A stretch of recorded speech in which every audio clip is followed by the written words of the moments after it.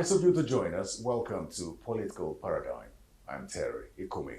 My guest is the former Minister of Interior, who is now a 7th Senator representing Benue State, Senator Moro. Welcome to Political Paradigm. My pleasure. It's your first time in the Senate. I'd like to know your experience. You have a rich political history to an extent, but for the Senate, it's an experience for you. What's it been like for you in the past, say, 3 years? It's been an experience upon experience. As you rightly indicated, I was a Minister of the Federal Republic of Nigeria, the executive arm of government, and today I'm the Senator representing the good people of the Benue South Senatorial District. It's a different ball game. We agreed in the beginning to be bipartisan when it comes to matters of Nigeria. And being bipartisan means that we will look at issues dispassionately in the interest of Nigeria. Okay, but so far, my experience has shown that when it comes to issues of partisan positions, more often than not, we are not as bipartisan as we would think we want to be. And partisanship takes virtually the front seat when it comes to issues under consideration in the Senate. Expectedly so, we find that the majority party want to ensure that their positions are imposed on the minority, especially in the Senate. And that is why recently you hear about a lame duck Senate, you hear about a passive Senate, you hear about a non-performing Senate, and perhaps that is the reason. You think it's justified? From your experience, it's justified? To some extent it is, because some issues that come before us sometimes wear political colors. And when it comes to that, very unfortunately, some of our colleagues prefer to pander to political leadership rather than overriding interest of the country, by my estimation. And so I think that accusations of a passive Senate, a lame duck Senate, to some extent, in some instances, are very correct. I think we're very curious to know what instances that you think show that sort of support that lame duck narrative. Well, when it comes to issues of consideration of confirmation of appointees, for instance, we had occasion to question the credentials of some nominated appointees, especially for institutions that are ordinarily supposed to be independent, where Mr. President is expected, for instance, to nominate persons that are not affiliated, at least in a partisan manner, to any political party. And then you find some persons that are nominated and they wear party togas and are card-carrying members of the party. For instance, people that were nominated to the Independent National Electoral Commission. You don't expect the president, for instance, to nominate card-carrying members of the party. And recently, you hear about the celebrated Onochie, who was a political aide to the president, being nominated to be INEC commissioner. Of course, out of the outcry of Nigerians and serious opposition from some senators, that nomination was withdrawn. And luckily, again, in the run-up to another nomination, set of nominations for INEC commissionership, we also find that one or two of them had been tainted with party membership, APC membership. Are you referring to Rhoda Gomos? Exactly. Which the Senate recently confirmed as well. Very unfortunately. no voices were raised. And By no voices, you mean whose voices? well, we expect that senators should ordinarily raise the voice. I actually attempted to raise an opposition because it was widely written, widely circulated in the social media and the mainstream media that Gomos was an APC card-carrying member. And eventually when her nomination surfaced, no mention of that was made.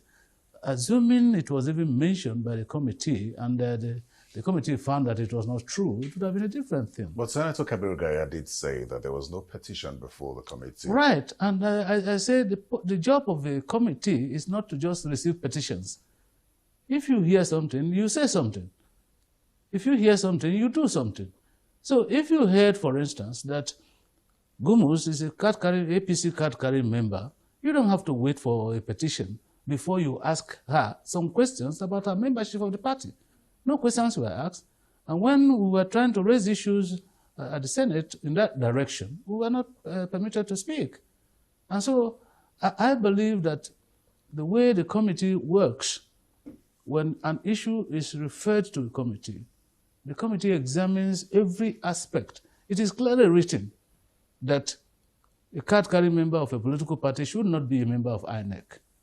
And so ordinarily, this is one of the questions that committee members were supposed to ask when persons appear before them. Ordinarily, are you a member of a political party? Are you a card-carrying member of a political party? Because it's a requirement for being qualified. So every aspect that is required to qualify you for membership of that body should form the basis of questions that should be asked when you appear before them. You don't have to wait for a petition. So assuming a wrong person is nominated, people complain on the pages of newspapers, on television stations, and social media. A member of the Senate, for instance, should be aware of the issues involved. They didn't write about everybody. They wrote only about Gomos that I read. And every other senator ordinarily should have read it. But what I'm saying is that you don't have to wait for a petition to probe into the integrity, because they say the person must be of proven integrity. And so if card-carrying membership is a requirement for qualification, then part of his integrity or her integrity should be whether you are a card-carrying member of the party. I went to ask one of my colleagues, for instance, why did you lend your voice? Why did you lend your support to the nomination of this particular candidate when we know that this person has been accused of being a member of the APC, card-carrying member of the APC, and no questions were asked?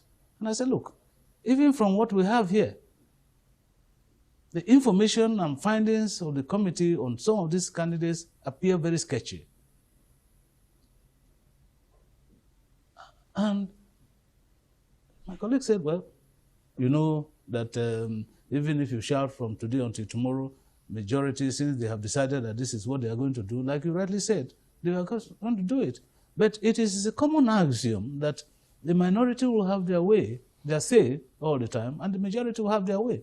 So it is important that the minority even have a say. But in this instance, unfortunately, I think we didn't have sufficient... So is this matter dead and buried now? Sufficient, well, as far as the Senate is concerned, the candidate Gomos has been confirmed. And so it's left now for the Nigerian public, it's left now for the opposition parties, including the PDP, to raise issues if they want. Possibly go to court? Yeah, well, court is an option. The court is an option. But like my colleague said, as far as the Senate is concerned, the majority has prevailed and the nomination of Gomos has been confirmed. You know, you're a first-time senator, so I wouldn't ask you to compare this Senate with any previous Senate, but I'll ask you to, either commend or condemn the leadership of the Senate so far. Are there areas where you think that this leadership deserves commendation or condemnation, considering that you had mentioned that narrative of the lame duck Senate? Yeah. Well, I have also had an occasion or occasions to say that this Senate is not necessarily a lame duck Senate. Granted that some of the issues that have been canvassed in the Senate and have been approved do not go down well with the Nigerian people. But we must also realize that in life, we don't get all the things that we desire. And so that some Nigerians, or majority of Nigerians, want certain issues to go in certain ways and they haven't gone, doesn't mean that the Senate is not doing its work. I agree with you, quite frankly, and with many Nigerians, that there are some obvious issues that ordinarily we should not condone. But again, these are the dynamics of the system, the party, and of course the legislature.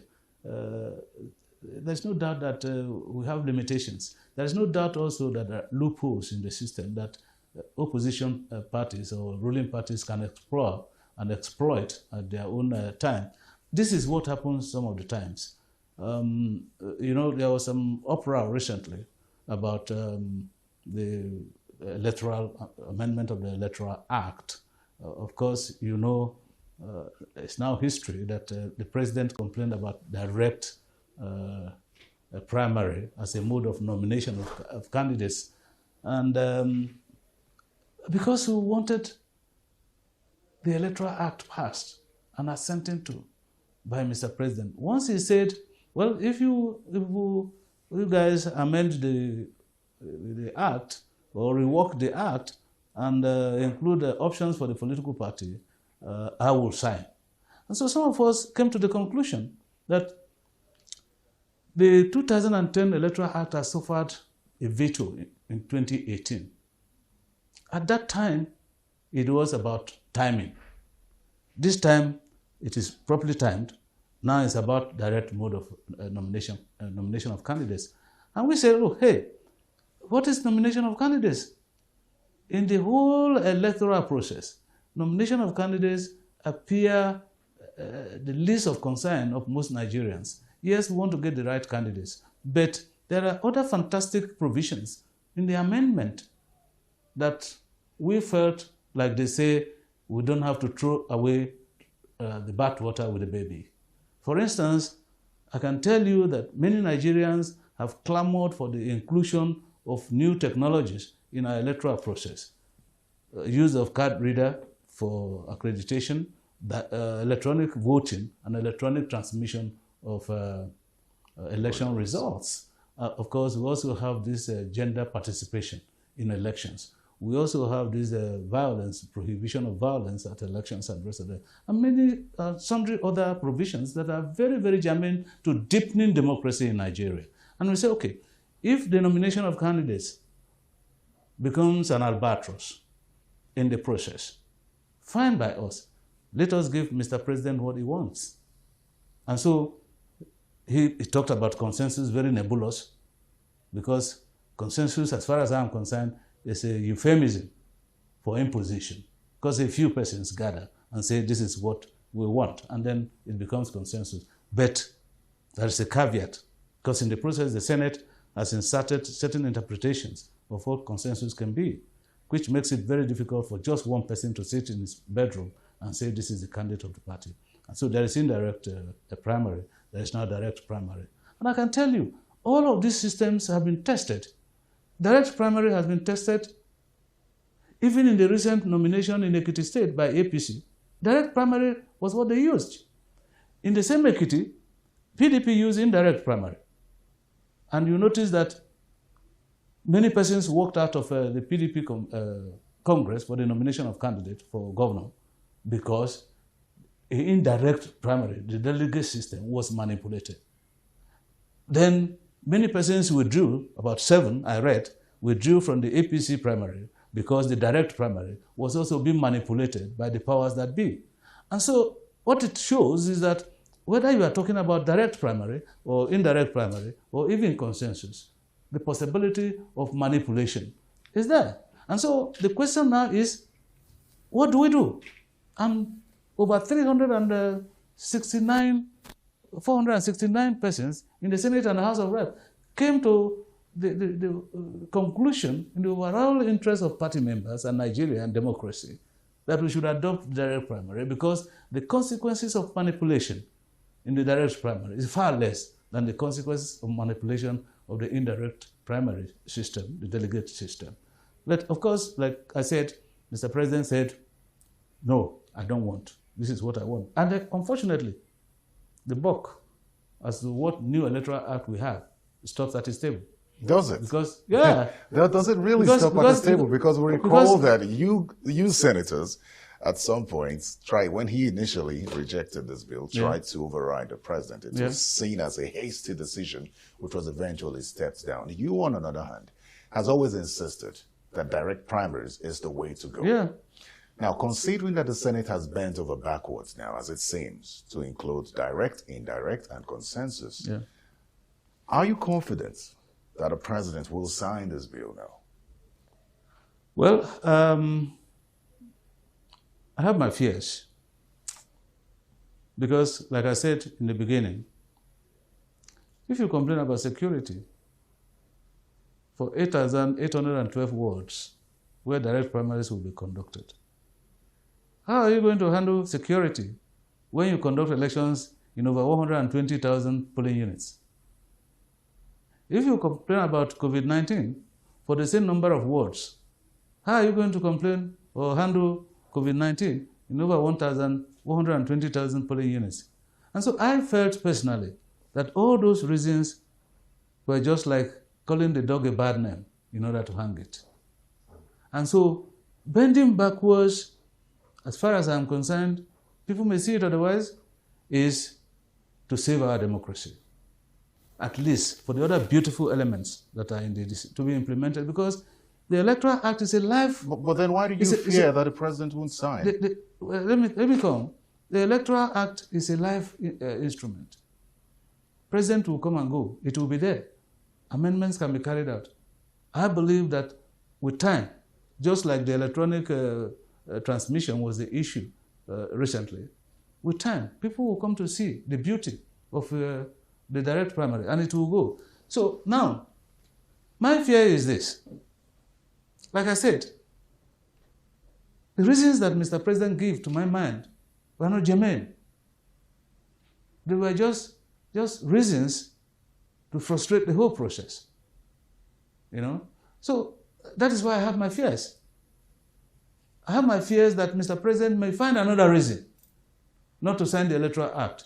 But the confidence I have is that Nigerians now know, because he has come out to say it's the direct primary that was the issue. And we senators and House of Rep members have bent backwards in the interest of democracy to say, okay, have what you want. Let him sign the others. So if he doesn't sign the others, what the Senate and the House of Rep has done is to put the whole issue at the court of public domain. And now, let Nigerians see. And it stops there. I think the big question is, will the Senate be revisiting that option of overriding the president should he refuse to sign this time, considering that the Senate now, to an extent, believes that it has given the president everything that he desires to be in that Electoral Act Amendment bill? What will the Senate, what will the National Assembly do next? Let me tell you, that is a test here. The test of integrity.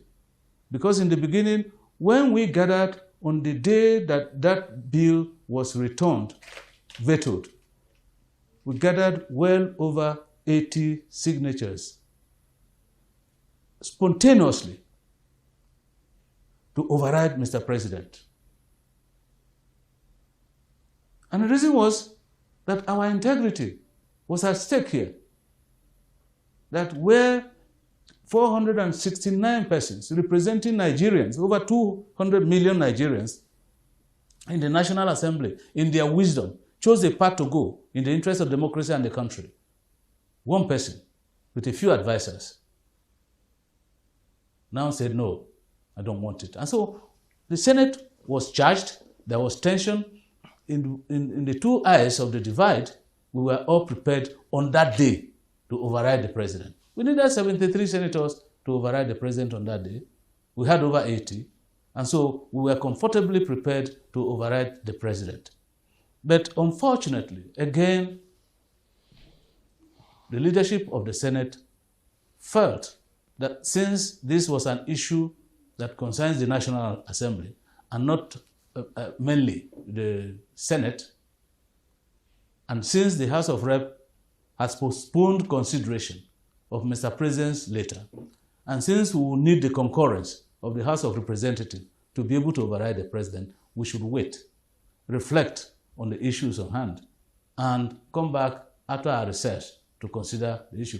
On that day, I felt the issue was done because I knew quite all right that if we gave one more day to our colleagues and given the tenacity with which the APC could go when issues concern them, they would definitely confuse and compromise some senators, and the next day we definitely will not have the number that we required to override the president.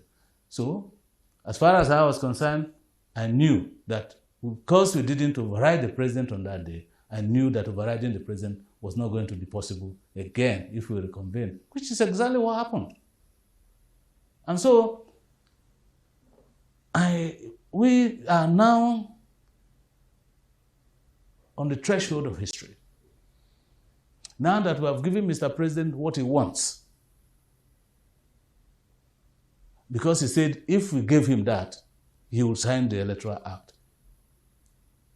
If he doesn't sign within the stipulated 30 days, and we come back and he vetoes again, I want to think that for the sake of our integrity, in the interest of those persons who elected us to this place, in the interest of democracy of Nigeria as a country, democracy in Nigeria as a country, we should muster the courage to override Mr. President, to give Nigerians an electoral act with which to work in 2023. Because if we don't, we will just merely be repeating 2019, and that is not going to be good for Nigeria's democracy. Distinguished, let's talk about your governorship ambition of 2007. Yeah. That didn't work as planned, and since then there's been nothing else. You're in the Senate now, no doubt, but we have elections coming up in 2023. We hear from some quarters that it's likely that you would want to run again, and specifically because there's a clamor for the Idomas to break that 46-year-old jinx, and you're Idoma. Yeah. What's that going to be? Well, thank you very much. From all indications, you must have done some groundwork on me. I contested to become governor in 2007, and everybody knows that I coordinated a most effective campaign that ordinarily, but for a salient factor of being a minority, I stood a very, very big chance of winning that nomination. But fate intervened. First, the governor, being from the majority community, postponed the election, the nomination election, from Saturday to Tuesday the following week. And it is on record that everybody knew that if that election was conducted on that Saturday, I would have won. But he shifted it. And even when we started the election on Tuesday, after the election in Zone A, he quickly directed all his commissioners and advisors to intervene on the delegates. And so things started to take new dimensions. But even at that, we still had apparently an inconclusive election because none of us was able to garner the required percentage of votes to be nominated. And they had to add up votes from here and there. But that now is history. Today, yes, we have election in 2023. And I'm in the forefront of the agitation for support for a Zone C person to become governor, because I think that is the right thing to do. Yes, we have this tyranny of majority in democracy, but we are all one. And I believe that God put us together because God wants us to be together and as one. And I believe that of the 1.something million people in Zone C, at least 1, 2, 3, 4, 5 persons, 10 persons can be qualified to run the affairs of the state, even if for 4 years, 1 term. I think it is against the principles of equity, fairness, and justice that we can be part of a state, the second largest community in the state, and we cannot be supported to produce the #1 citizen of the state. I think it is unfair, not just to the Benue South senatorial people, but to Benue State entirely, because democracy is all about competition. And unless you have some healthy competition amongst yourselves, there is no way development can take place. If it becomes, it's my turn to do, it's my turn to do, the possibility of my turn to also amass wealth given the Nigerian political system and the way it goes is there. And development of the state can suffer the consequences. So I believe that even for the benefit of Benue State, we should try new hands. We must leave open the system for people who are capable, for people who are acceptable, for people who are popular to be nominated and voted for as governors. That way we can progress. But at the moment,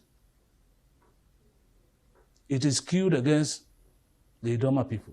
In the run-up to 2023, I muted the idea of contesting the election. But I made consultations. And at a point, I said, let me advise myself. In 2019, I was overwhelmingly elected a senator to represent the good people of Zone C. Today, I'm running 3 years in the office as senator. And I believe that God gives leadership. And against all odds, I said, look, if my people have elected me to be their senator, and barely 3 years, I begin to ask to become governor. Before man and God, I felt it was not the proper thing to do. Because in 2019, when I was overwhelmingly elected, in all the 9 local governments, I won. I defeated my opponent in all the 9 local governments of the zone. That meant an overwhelming acceptance of me by the people, believing in my capacity to intervene in their lives as senator. The God that I worship made it possible. That same God knew quite all right that there will be governorship election in 2023. That same God was aware that I also have the chance, the privilege of running for a second term as senator. And so today, my people say I am doing well as senator. And of course, I am not the only son of the Benue South Senatorial District. I know that I am popular amongst the people of Benue State. But it takes more than popularity to win election. Other factors are also responsible.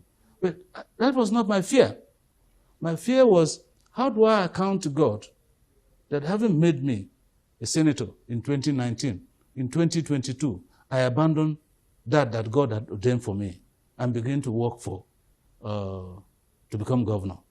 And I advised myself, say, hey, since there are other Benue South Senatorial District sons and daughters who could run for governor, why don't I lend my voice to their aspiration and the aspiration of my people while I wait for the right time to run if I can? But you know, in life and politics, you never say die. Do you think that the people, the Idoma people, have been marginalized, as we hear? Well, I still have reason to advise my people in recent times. If you talk in terms of not being supported to be governor, and that is why you are not governor, I don't believe that is marginalization. It is what I call tyranny of the majority. Because democracy is all about numbers. We don't have the number in the Benue South Senatorial District to defeat our brothers in zones A and B. And so, if we must become governor, then we require them to support us. Distinguished, I think you have a different view from some of your people Sure, sure. Idoma. I think they call themselves, this Idoma sociocultural group that calls itself the Orchestra Kidoma. Yeah. They say that there's lopsided political leadership and public service appointments. They say there's unavailability of infrastructure in Idoma land. There's economic and social amenities are lacking. They go further to say that to point out the encroachment of by the people of the Gui West region. And they put all these together and say that in terms of development or governance, that there's marginalization. Well, that was the point I was going to make. I call it the tyranny of majority, in the sense that in democracy, numbers matter. The zones A and our population, voting population, is like 2-1. And so they continue to win if elections come and they refuse to support us. In Nigeria, the practice has always been winner takes it all. If you look at it from that position, you imagine that when it comes to political appointment, when it comes to appointment of civil servants and the rest of them, definitely the man who is in charge, if he's not broad-minded, has a tendency of picking only people from one side of the state. No doubt about it. And if you imagine that for the past 46 years, we've not had access to government, and the other people have been having access to government, if subsequent governors have only been appointing in that manner, then definitely we'll be at a disadvantage, which has been the case. But let me tell you, it is much easier for people to criticize and point accusing fingers. But I have gone through all the places, and I have not seen any fundamental development in all the areas, even where governors have come from, more than in Zone C. Yes, there will be some element of more here, more there, because there are 2 local governments. Even though we are 9 local governments, there are 2 zones. Even though we are 9 local governments, we are 1 zone. We are 1 zone. I am not saying that there is no marginalization if it comes with this infrastructural development and appointments of persons into positions of governance. That is not what I'm saying. But if you use the governorship, the denial of governorship, as a basis for marginalization, I say, my people have got it wrong. And when they cry marginalization and all that, I say, look, in democracy, we can only persuade. You can't force it. When you don't have the numbers, you can't force it. You can cry from here until thy kingdom come. You won't get the result that you want. If people are more in number than you in a democracy, they will continue to determine the direction that leadership takes. And that is what has been happening in Benue State. It's not only in Benue State. There are some other states where minority communities have produced governors, like Cross River, like Akwa Ibom, like Kogi, for instance. Of course, that one was by accident. But I think that our approach to persuading our 2 brothers and sisters towards supporting us is fundamentally flawed. Flawed in the sense that our people say, you don't put food on the ground for the dog to come and take and hold the stick on your head. The dog will not come there. And so I think that if we change our approach to persuading our brothers to support us, I know that there are people of conscience. And at a certain point in history, if it is 2023, thank God. But we'll work very hard, and we're working very hard. Let's talk about security in Benue State now. At some point, you did say, towards the end of last year, that your people may have to resort to self-help in terms of, because of the rise in insecurity situation in the state.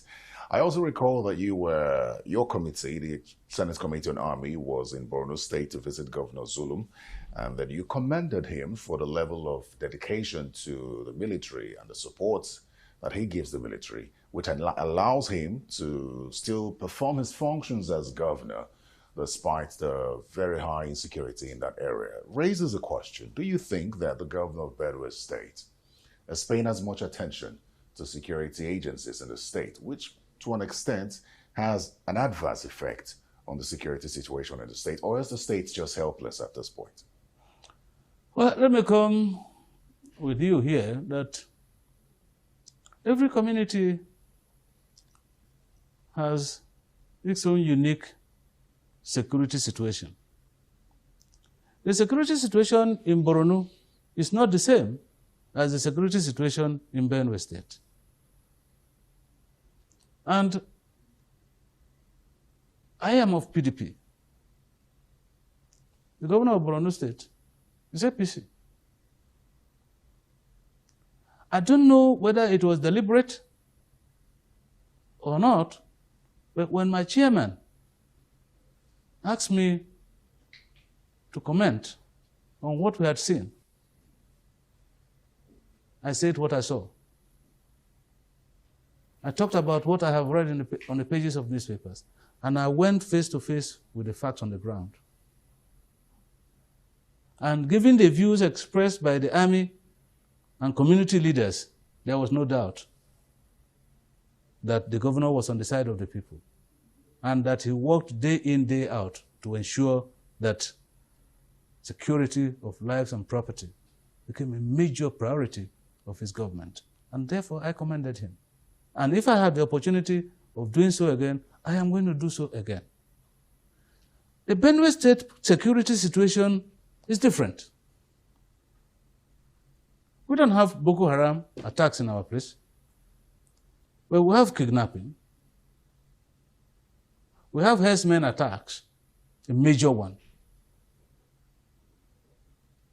And we have armed bandits, local armed bandits, harassing people, combining it with kidnapping for ransom.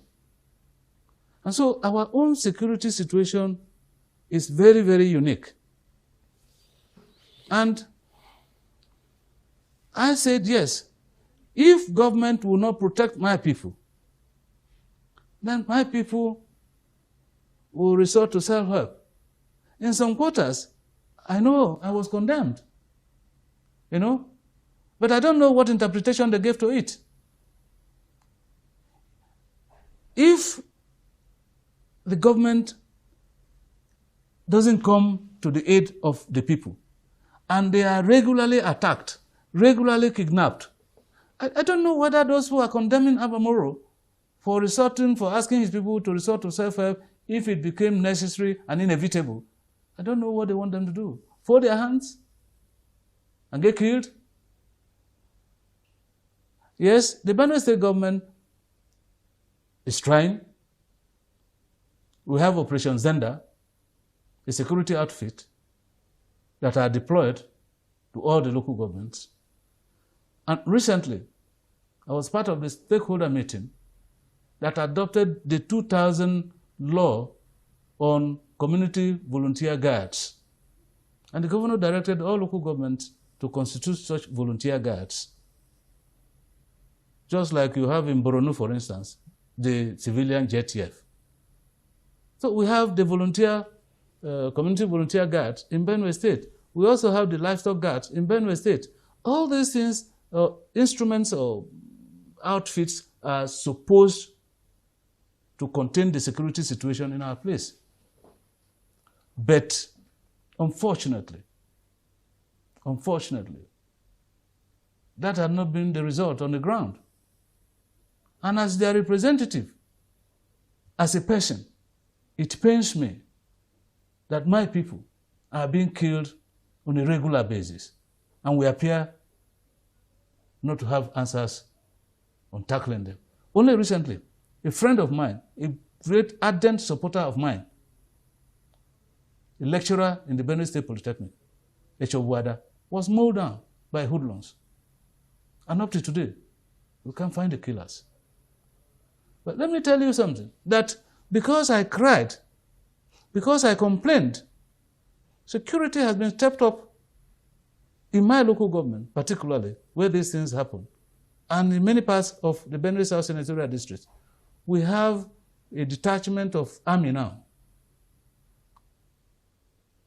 in my local government, Operation Wide Stroke, that are patrolling the place. And so we have relative peace in the place now.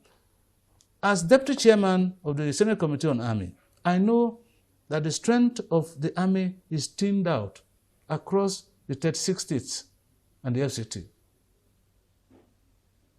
But like they say, what is good for the goose is good for the gander.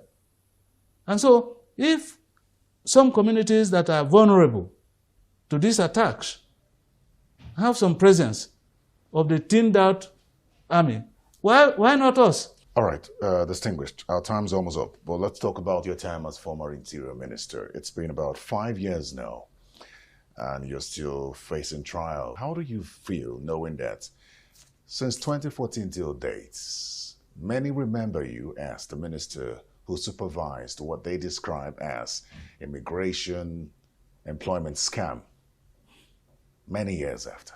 Yeah. Well, thank you very much for this question. For as long as I live, I'll be very ready to answer questions on the immigration recruitment tragedy. I call it a tragedy because people died in 4 centers out of 37 centers,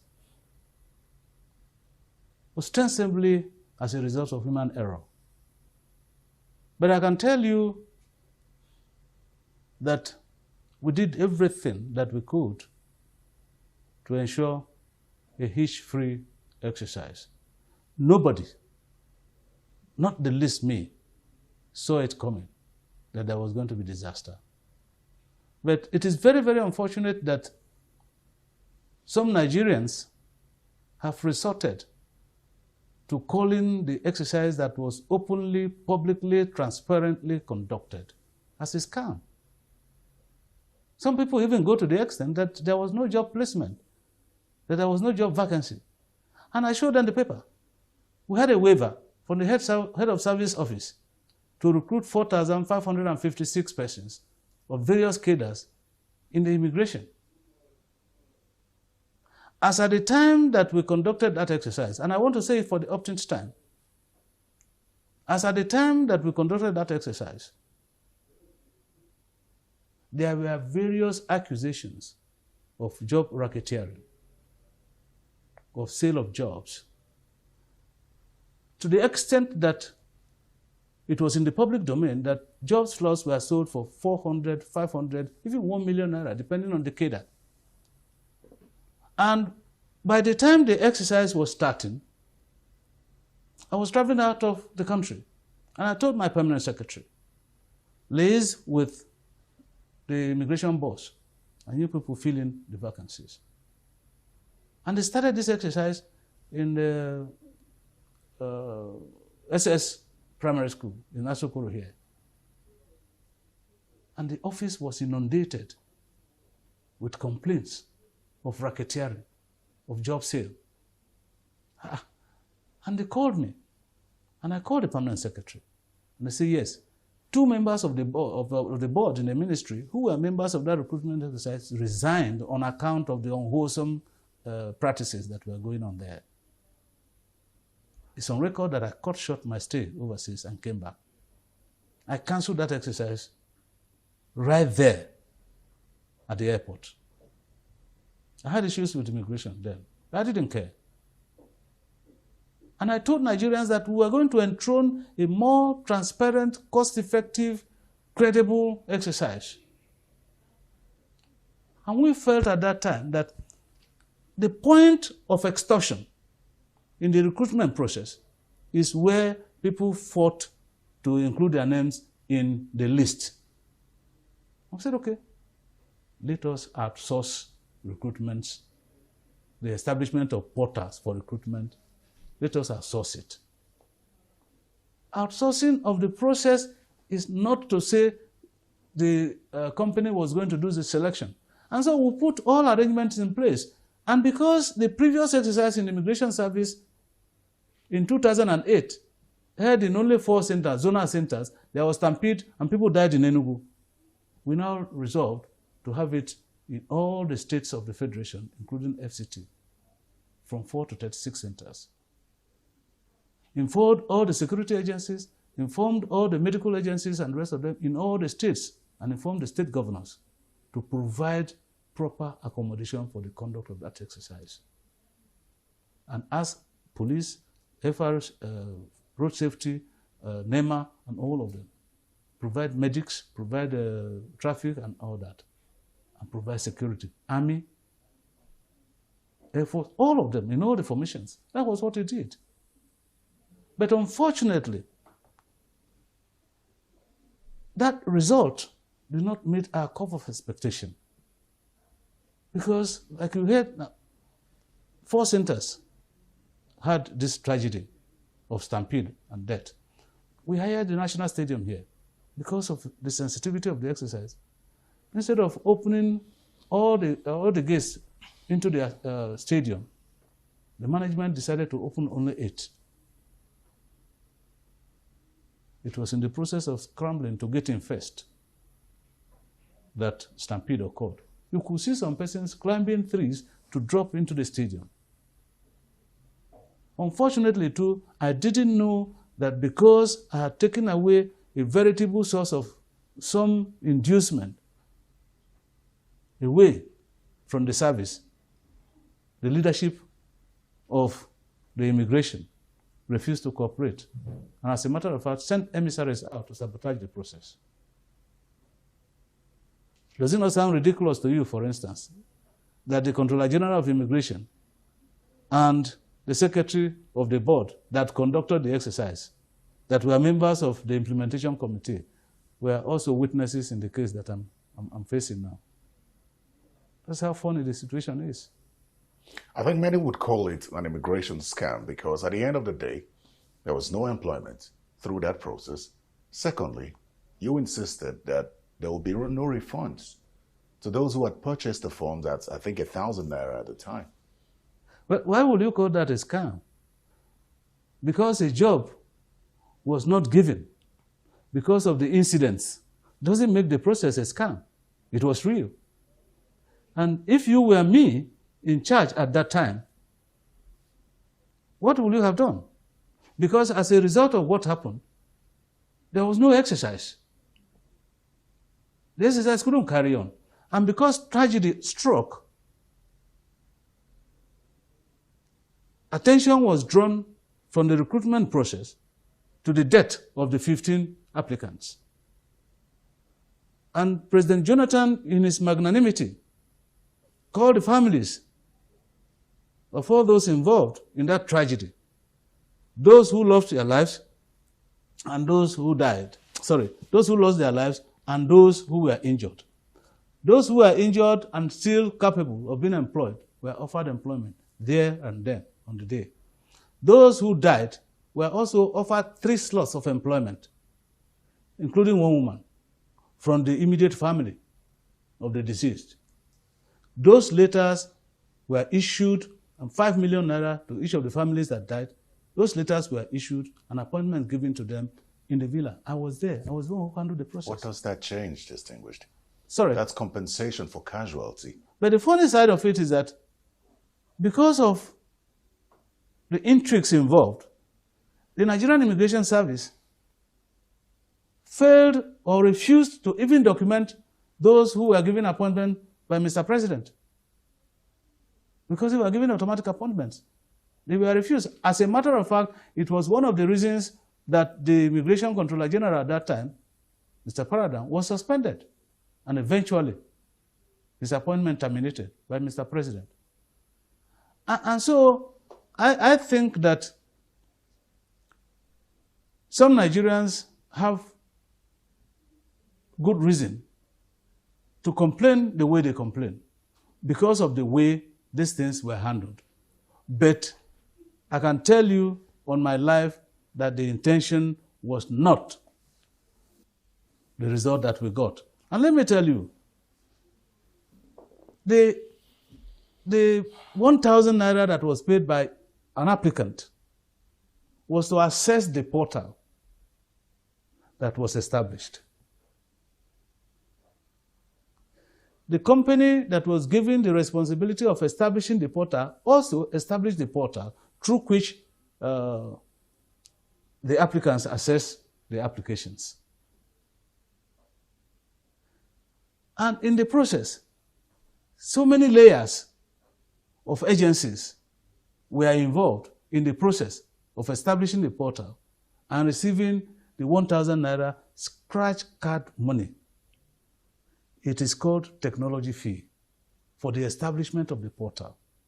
And so when people say, why was the money not refunded? The money was not paid to Abba Moro. The money was not paid to the Ministry of Interior. The money was paid to the company that established the portal. And in the process, Pay for Me, for instance, an intermediary agency that facilitated the collection of the money, took their own share of the percentage that they agreed on. The banks through which these monies went and were transacted also were paid their own agreement on the basis of the percentage agreed. So if you ask Abba Moro, as the Minister of Interior, to go and refund the money, Abba, that has been unfair. All right, distinguished, let's talk about, still with your time as a former Minister of Interior and the experience that you gathered from that position. There's a bill currently before the House of Representatives for the Nigeria Security and Civil Defense Corps to be absorbed into the Nigeria Police. Have you heard about that bill, and what are your thoughts on it? Well, I've read about the bill, and I think that, I want to think that is not true, because I don't see how a member of the House of Representatives, knowing fully well the role the Nigerian Security and Civil Defense Corps is playing in our security architecture, would advocate for its scrapping. Asking for the scrapping of the Nigerian Security and Civil Defense Corps and for their personnel to be absorbed into the police is drawing Nigeria backwards more than 1 decade. Luckily, I was minister when the Orosanya report on the harmonization and standardization of agencies, not just security agencies in Nigeria, should be done. And civil defense was there. And everybody in the Federal Executive Council at that time acknowledged the role that the Nigerian Security and Civil Defense was performing, especially under me, when I had gotten the approval of Mr. President to approve arms bearing by the Nigerian Security and Civil Defense Corps. Because I went to Mr. President and I said, look, the Nigerian Security and Civil Defense Corps is charged with the primary responsibility of protecting Nigeria's critical infrastructures. And you will recall at that time that was the time that our oil pipelines and the rest of them were being blown off and tampered with by hoodlums and bandits. And he approved.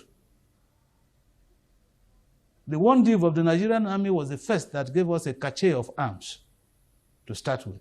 And I wrote to all the state governments to provide armories for the Nigerian Security and Civil Defense Corps for the storing of their arms, to facilitate, assist them to carry out their duties. And today, in the whole security scenario that we find ourselves now, majority of Nigerians acknowledge the critical role that the Nigerian Security and Civil Defense Corps is playing. Whether you call it Boko Haram in the northeast, or the kidnappings and abductions that are taking place in the southwest, or the oil bunkering and the rest of them that are taking place in the south and southwest and all that. The Nigerian Security and Civil Defense Corps, they're all over the place. And I can tell you today with pride that many Nigerians acknowledge the fact that the Nigerian Security and Civil Defense Corps constitute a very vital link in our security architecture. Let me tell you, in my time, I don't know how it is now. I don't know whether they are still the same Nigerian Security and Civil Defense that they are. The slogan of the Nigerian Security and Civil Defense Corps was, take bribe and die. And I can tell you that the Nigerian Security and Civil Defense Corps had, at times, confronted state governors I remember at a time that people smuggled crude oil from South and were passing through Abia State. My friend, Governor Oji, was then the governor. And in spite of the intervention of the state government for the release of those bunkered oil, the Nigerian Security and Civil Defense Corps refused. And when they brought it to my notice in the office, I insisted that the right thing must be done. So that is the character of the Nigerian Security and Civil Defense Corps. In the present security architecture that we have in Nigeria here, they have taken roots. And so if in the wisdom of the then Federal Executive Council, if in the wisdom of the Orosanya Committee that recommended the scrapping of some agencies, the Nigerian Security and Civil Defense Corps has come to stay and matured to a serious.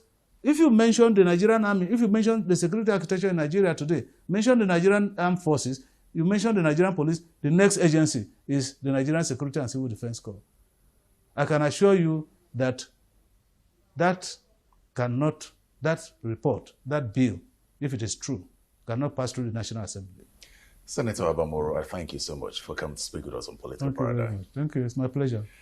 Well, that's Political Paradigm today. Thanks for your time. I'm Terry Ikumi. Goodbye.